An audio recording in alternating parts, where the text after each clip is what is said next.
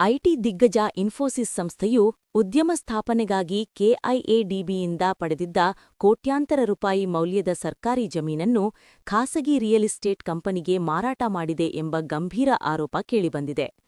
ಆನೇಕಲ್ ತಾಲೂಕಿನ ಅತ್ತಿಬೆಲೆ ಹೋಬಳಿಯಲ್ಲಿ ಉದ್ಯಮ ಸ್ಥಾಪನೆಗಾಗಿ ಹಲವು ವರ್ಷಗಳ ಹಿಂದೆ ಇನ್ಫೋಸಿಸ್ಗೆ 53.5 ಎಕರೆ ಭೂಮಿಯನ್ನು ಮಂಜೂರು ಮಾಡಲಾಗಿತ್ತು. ಈ ಭೂಮಿಯನ್ನು ಇನ್ಫೋಸಿಸ್ ಸಂಸ್ಥೆಯು ಬೆಂಗಳೂರು ಮೂಲದ ಪ್ರತಿಷ್ಠಿತ ರಿಯಲ್ ಎಸ್ಟೇಟ್ ಸಂಸ್ಥೆಗೆ ಸುಮಾರು 250 ಕೋಟಿ ರೂಪಾಯಿಗೆ ಮಾರಾಟ ಮಾಡಲು ಒಪ್ಪಂದ ಮಾಡಿಕೊಂಡಿದೆ ಎನ್ನಲಾಗಿದೆ. ಕೆಐಎಡಿಬಿ ನಿಯಮಗಳ ಪ್ರಕಾರ ಕೈಗಾರಿಕಾ ಉದ್ದೇಶಕ್ಕೆ ನೀಡಿದ ಜಮೀನನ್ನು ರಿಯಲ್ ಎಸ್ಟೇಟ್ ಚಟುವಟಿಕೆಗಳಿಗೆ ಅಥವಾ ವಾಣಿಜ್ಯ ಲಾಭಕ್ಕಾಗಿ ಮಾರುವುದು ಕಾನೂನುಬಾಹಿರ. ಈ ಮೂಲಕ ಇನ್ಫೋಸಿಸ್ ಸರ್ಕಾರದ ನಂಬಿಕೆಗೆ ದ್ರೋಹ ಬೆಗೆದಿದೆ ಎಂಬ ಟೀಕೆಗಳು ವ್ಯಕ್ತವಾಗಿವೆ. ಸಾಮಾಜಿಕ ಜಾಲತಾಣಗಳಲ್ಲಿ ಈ ವಿಚಾರ ತೀವ್ರ ಚರ್ಚೆಗೆ ಗ್ರಾಸವಾಗಿದ್ದು, ರೈತರಿಂದ ಕಡಿಮೆ ಬೆಲೆಗೆ ಭೂಮಿ ಪಡೆದು ಈಗ ಅದನ್ನು ಕೋಟ್ಯಾಂತರ ರೂಪಾಯಿಗೆ ಮಾರಿಕೊಳ್ಳುತ್ತಿರುವುದಕ್ಕೆ ನೆಟ್ಟಿಗರು ಆಕ್ರೋಶ ವ್ಯಕ್ತಪಡಿಸುತ್ತಿದ್ದಾರೆ.